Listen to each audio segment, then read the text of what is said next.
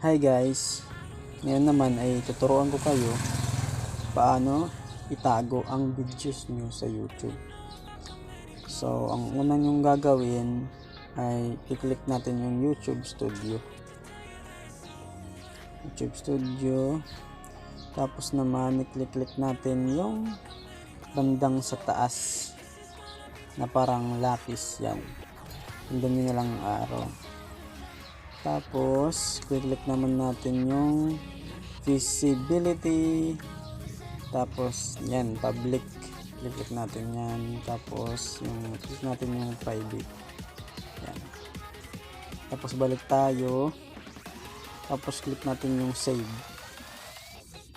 yan. So naka private na yan guys, hindi na yan mahanap sa YouTube.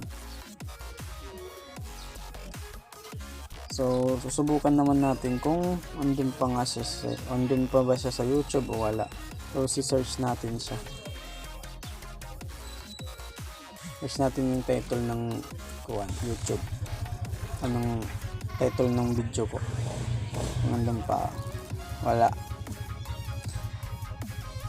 Hindi natin mahanap. Balik tayo sa YouTube Studio. Tapos click naman natin yung private ulit, tapos public, tapos save natin yan. Tapos try natin na naman hanapin sa YouTube kung andun naman siya, mahanap naman siya. So yan guys, andyan na naman siya. Yun lang guys yung gagawin nyo kung gusto nyo i-private yung mga videos nyo, yung parang ayaw nyo silang makita sa YouTube, na ayaw mo naman i-delete.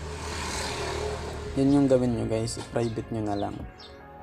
So thank you for watching.